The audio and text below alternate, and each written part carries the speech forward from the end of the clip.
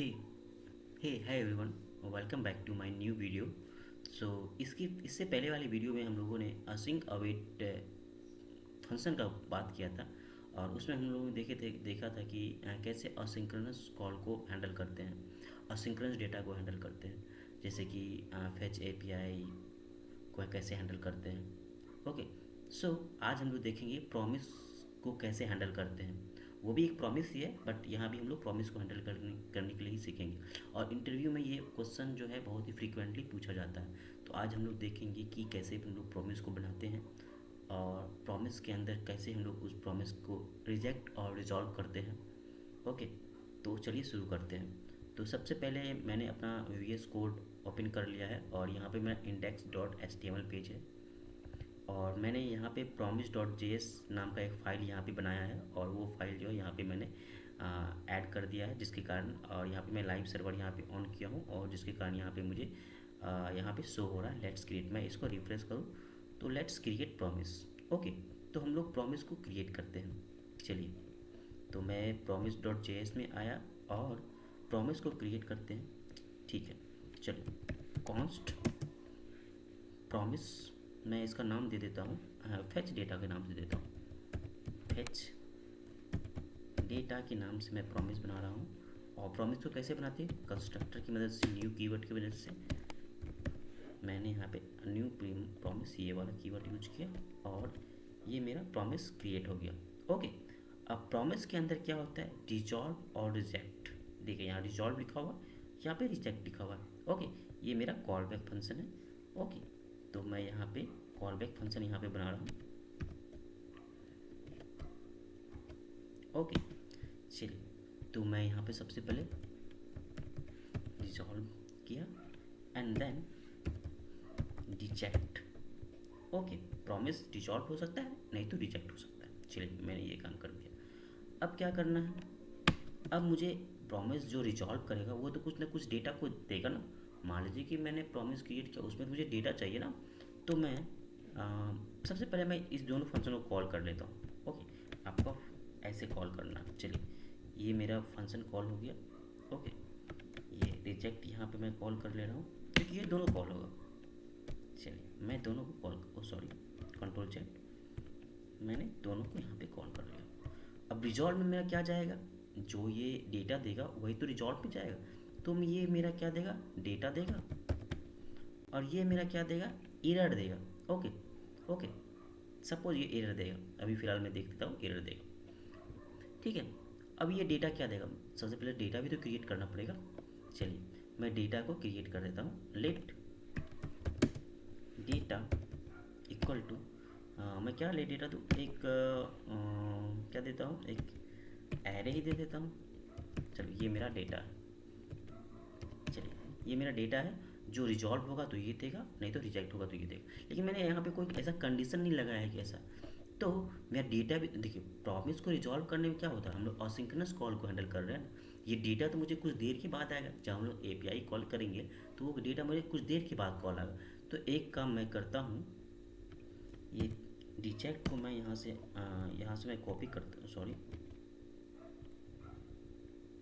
Okay कोई नहीं, यहाँ पे मैंने कुछ किया ही नहीं। मैं सबसे पहले सेट टाइम आउट लगाता हूँ। सेट टाइम आउट, क्योंकि सेट टाइम आउट कुछ इंटरवल में मुझे डेटा देगा और मुझे वो डेटा उस इंटरवल में चाहिए। क्योंकि आप कोई भी डेटा बेस से अगर डेटा को फेच करोगे तो कुछ देर बाद आएगा। तो मैं ऐसा कर लिया और ये मैं अपना जो है इसको जो है इस कट करके डेटा में यहाँ पे मैं डाल दिया। और ये कब देगा मुझे? मान के चले 5000 मिली सेकेंड में देगा। चलिए ठीक है, अब क्या होना चाहिए? रिजॉल्व भी तो होना चाहिए। चलिए, मैं इसको यहाँ पे रिजॉल्व कर देता हूँ। चलिए, ये गया और मैं यहाँ पे रिजॉल्व कर दिया, ये डेटा इसमें आ गया। ठीक है, कुछ देर बाद डेटा देगा, बट ये यहाँ पे डेटा दे देगा। यहाँ पे रिजॉल्व कॉल हुआ, यहाँ पे रिजेक्ट कॉल हुआ। ओके, चलिए ठीक है। अब मेरा रिजॉल्व कब कॉल होना चाहिए, रिजेक्ट कब कॉल होना चाहिए? आप एपीआई को कॉल कीजिए, कभी कभी एपीआई काम नहीं करेगा और कभी कभी एपीआई काम करेगा। तो हम क्या करते हैं, एक इफ़ और एल्स कंडीशन लगाते हैं। इफ़ कंडीशन ऐसे लगाते हैं ना, इफ़ समथिंग एल्स, ओके। और यहाँ पे मैं इल्स लगा देता हूँ। चलिए मैं यहाँ पे इल्स कंडीशन लगा दिया। इफ़ क्या, इफ़ मान के चलिए मेरा जो है ट्रू, यानी मेरा एपीआई अगर काम कर रहा है तभी तो ये डेटा देगा ना। तो मैं कुछ देर के बाद देगा डेटा, मैं इसको इसमें पुट कर दे रहा हूँ, यहाँ पे मैं पुट कर दिया, ओके। और नहीं तो मेरा ये क्या होगा, रिजेक्ट। इल्स में क्या जाएगा, रिजेक्ट जाएगा। देखिए मेरा प्रॉमिस बन चुका है, और अभी प्रॉमिस क्या देगा, मुझे डेटा देगा, ओके। अब इस डेटा को मुझे कैच करना है, ओके। कैच कैसे करेंगे, चलिए मैं आपको बताता हूँ कैसे कुछ कैच। कैच और देन से हम लोग क्या करते हैं, डेटा को गेट करते हैं। अगर डेटा आएगा तो गेट करें, अगर कुछ एरर आएगा तो वो देन में जाएगा। तो चलिए मैं देखता हूँ। फैच दिया, फैच को यहाँ पे मैंने यहाँ लिखा डॉट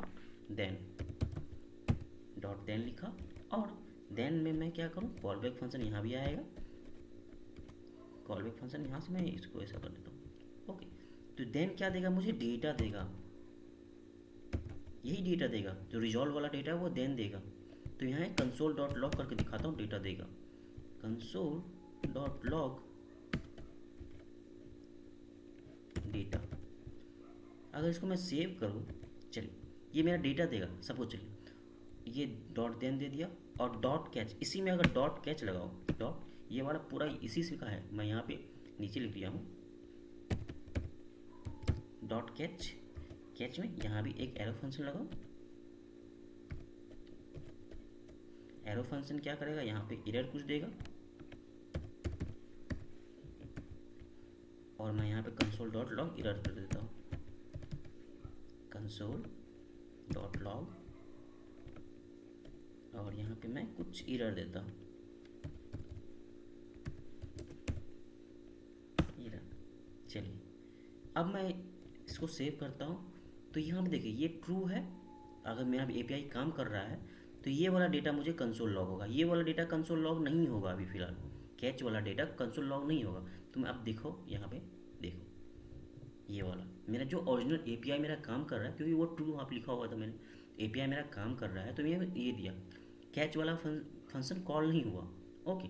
अब मैं अगर फिर से अगर कुछ एपीआई में फॉल्स आ जाता है, मान लो कि एपीआई काम नहीं करता है, तो मैं इसको फॉल्स कर देता हूँ, फॉल्स। तो एपीआई मेरा काम नहीं कर रहा है, एपीआई काम नहीं कर रहा है, तो मेरा कौन सा कॉल होगा, रिजेक्ट कॉल होगा। और रिजेक्ट कॉल होगा तो मेरा यहाँ पे उसको कैसे, यहाँ पे कैच में वो क्या करेगा, एरर शो करेगा। चलो मैं इसको सेव करता हूँ, और यहाँ पे मैं रिफ्रेश करता हूँ, देखो यहाँ पे एरर लिखा हुआ आया। ये क्या 14 नंबर लाइन पे ये है, आप यहाँ देखो 14 नंबर लाइन पे भी होगा ये, देखिए ये वाला लाइन, ये जो है हाँ वहाँ पे कंपाइल हुआ है। इससे पहले अगर ये डेटा काम कर रहा था तो ये वाला कंपाइल हुआ, ओके। तो यहाँ पे आपको सब कुछ अंडरस्टैंडिंग हो गया कि हम लोग एपीआई का डेटा जो है कैसे लेते हैं। यहाँ पे मैंने सेट टाइम आउट क्यों दिया, क्योंकि एपीआई को हम लोग कॉल करते हैं वो कुछ देर बाद डेटा देता है, और रिजेक्ट तो तुरंत ही दे देगा, एपीआई कॉल नहीं किया तो रिजेक्ट तुरंत भेज देगा, इसलिए मैंने यहाँ पे रिजेक्ट दे दी। तो आई होप कि आपको जो ये फंडामेंटल ऑफ द प्रॉमिस आपको समझ में आया। आई होप कि आप इंटरव्यू के क्वेश्चन में आप इसका आंसर दे सकें, और ऐसे ही आप मेरे प्लेलिस्ट को देखते रहिए। और अगर आपको वीडियो अच्छी लगी तो लाइक कर देना।